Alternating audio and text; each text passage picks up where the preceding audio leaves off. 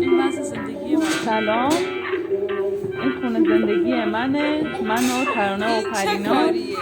فقط 2 دقیقه ولشون کردم. ببینید دارن چی کار میکنن. فرش کشیدم رو یه سرش. چیزی بهشون بگو. اینو من دیگه حرفی نمیزنم، خودتون ببینید.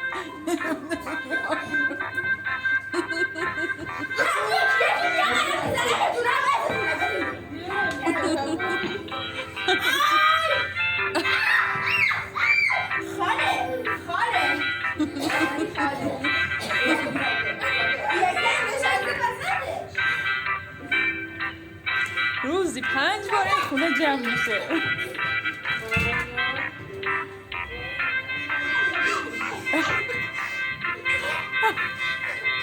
فقط هلیکوپتری آریا.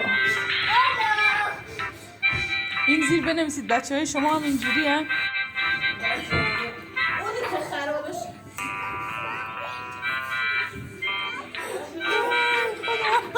یکی گم شد. مامان الان میریزه تو چشش. اون پرینا الان اون زیر داره فقط جیغ میزنه.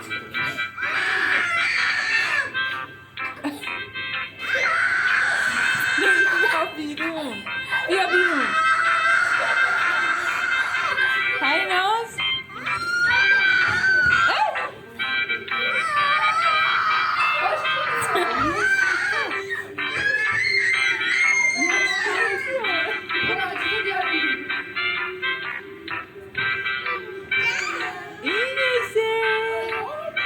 اینشه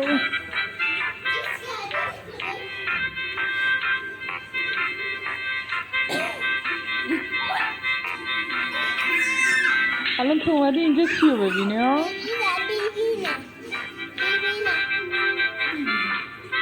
این فضول خانوم هم اومده دنبالش.